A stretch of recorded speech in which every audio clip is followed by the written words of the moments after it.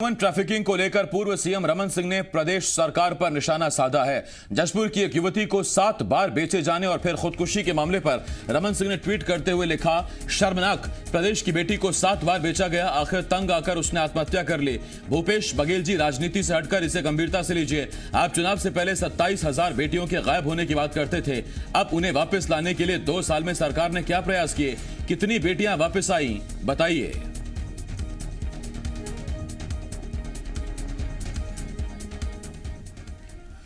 Human trafficking को लेकर रमन सिंह के ट्वीट पर कांग्रेस ने पलटवार किया है। कांग्रेस का कहना है, रमन सिंह को घड़ियाली आंसू बहाने की बजाय अपना वक्त और कार्यकाल याद करना चाहिए। हमारी सरकार ऐसे मामलों में गंभीर है। वहीं बीजेपी ने कहा, कांग्रेस की सरकार में बच्चियां असुरक्षित हैं। कांग्रेस 27,000 बच्चियों के गायब होने का आरोप लगाती थी। अब कांग्रेस बताए क्या बच्चियां मिली?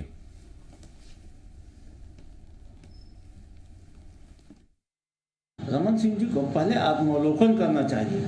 निसंदेह इस प्रकार की घटनाएं बेहद ही आपत्तिजनक है। सरकार के माथे पे बल देने वाली घटनाएं हैं और सरकार ने इस घटना को बहुत ही गंभीरता से लिया है।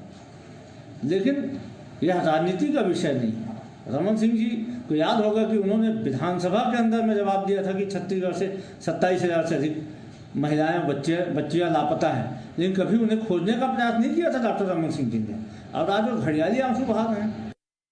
कांग्रेस पार्टी षड्यंत्रकारी पार्टी है और सत्ता हासिल करने के लिए ये कुछ भी बयानबाजी करते हैं। 27,000 बालाएं गुम हो गई, आज एक भी ये ला नहीं पाए। और निश्चित रूप से आज छत्तीसगढ़ की ये स्थिति है कि हमारे छत्तीसगढ़ की आदिवासी बालाएं बेची जा रही है, खरीदी जा रही है और उससे त्रस्त होकर आत्महत्या कर रही है। कहाँ है सरकार? 9,000 का आंकड़ा पार कर चुका है साल में रैप का। हम मांग करते हैं कि इन चीजों पर कठोर से कठोर कार्रवाई हो और मुख्यमंत्री स्वयं संज्ञान में लें।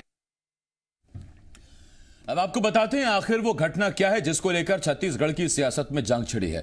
दरअसल जशपुर के कांसाबेल थाना क्षेत्र की रहने वाली युवती को किडनैप कर अलग अलग राज्य में 7 बार बेचा गया और अंत में परेशान होकर उसने खुदकुशी कर ली। इस पूरे मामले का खुलासा छतरपुर पुलिस ने किया। 3 जुलाई 2020 को युवती का अपहरण किया गया। पुलिस ने अजय राय और उसकी पत्नी को गिरफ्तार किया तो चौंकाने वाले राज सामने आए और ह्यूमन ट्रैफिकिंग का खुलासा हुआ। फिलहाल पुलिस ने इस मामले में 8 आरोपियों को गिरफ्तार किया है।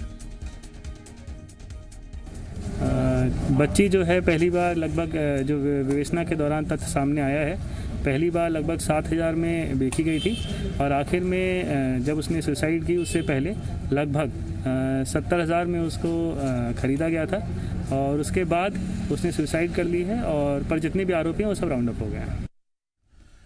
सत्यप्रकाश, जी मीडिया संवाददाता, इस वक्त इस बड़ी खबर पर हमारे साथ जुड़ रहे हैं।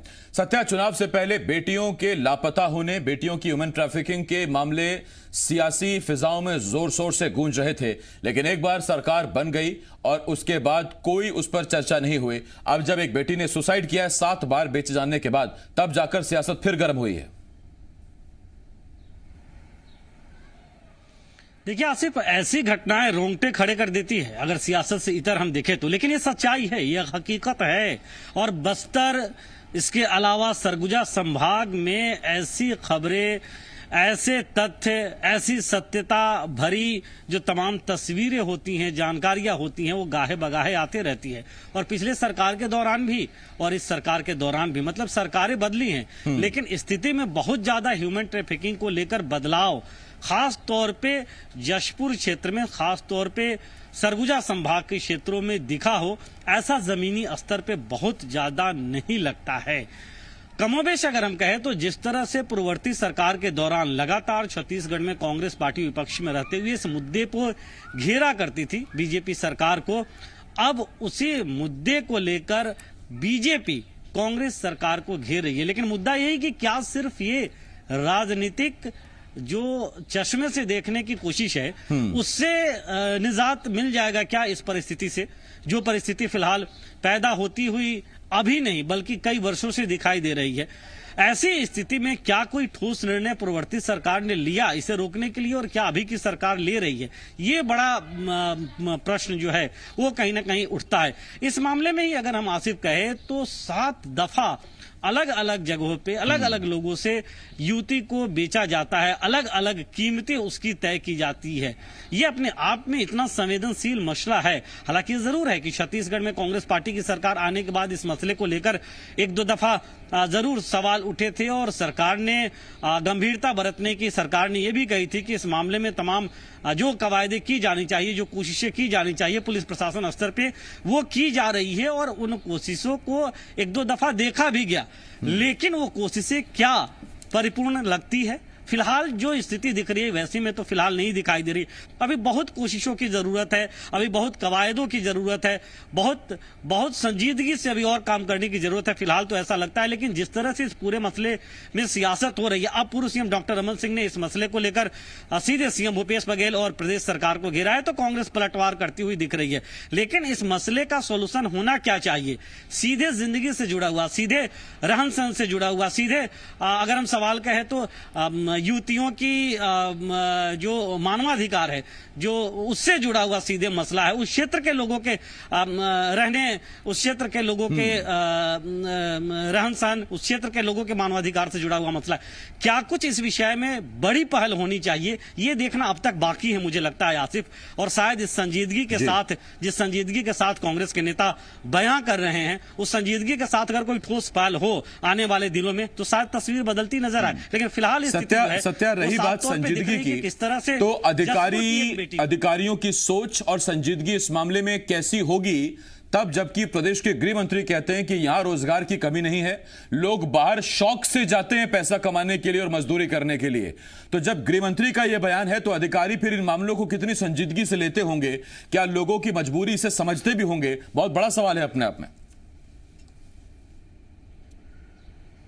देखिए सिर्फ विश्लेषक किसी व्यक्ति के बयानों को उसकी सोच से जोड़कर जरूर देखते हैं, और अगर किसी संजीदा पद पे बैठा हुआ व्यक्ति, ऐसा व्यक्ति जो हजारों लाखों करोड़ों लोगों की नुमाइंदगी करता हो, अगर वो इस तरह का बयान देता है तो निश्चित इस बात को आंका जाता है कि क्या इस तरह की बातों से वो खुद भी इत्तेफाक रखते हैं, और इसीलिए ऐसे मैसेजेस नहीं जाने चाहिए लोगों के बीच, ये साफ तौर पे कहा जाता है। ऐसी जो परिस्थिति है उस परिस्थिति से निपटने के लिए एक तो विस्तृत कार्ययोजना, और शायद छत्तीसगढ़ सरकार उस कार्ययोजना पे काम कर रही हो, लेकिन निचले स्तर पे क्या वो अमली जामा पहन पा रहा है? क्या उसे अधिकारी पहना पा रहे हैं अमली जामा? और क्या पहना रहे हैं तो उसकी मॉनिटरिंग हो रही है, या नहीं पहना रहे हैं तो मॉनिटरिंग हो रही है, और नहीं पहना रहे हैं तो क्या मॉनिटरिंग के साथ साथ कार्रवाई हो रही है? ये सबसे ज्यादा जरूरी होता है, और उसकी कमी न कहीं हमें अभी भी देखने को मिलती है। तो कई सारे ऐसे लूज फॉल हैं जिन लूज फॉल पे ध्यान दिया जाना चाहिए, लेकिन ये विषय अभी भी राजनीति से ऊपर उठ के इस पे अगर बेहतर तरीके से सोचा जाए, तमाम कवायदें वैसी की जाए, स्थानीय स्तर पे व्यवस्था को सुदृढ़ किया जाए, दुरुस्त किया जाए, उस एंगल से, उस तरह से देखा जाए कि किस तरह से एक व्यक्ति के जीवन से जुड़ा हुआ है, उसके मानवाधिकार से जुड़ा हुआ है, तो शायद बहुत बड़ा बदलाव हो। और शायद इस दिशा में सरकार कदम बढ़ा ही रही होगी या और आगे मजबूती से बढ़ाएगी, लेकिन उसका इंप्लीमेंट कैसा हो, बेहतर हो, ये बहुत जरूरी है। बहुत धन्यवाद आपका सत्या, इस तमाम जानकारी के लिए। सत्य प्रकाश, जी मीडिया संवाददाता, इस वक्त रायपुर से इस बड़ी खबर पर हमारे साथ जुड़े हुए थे।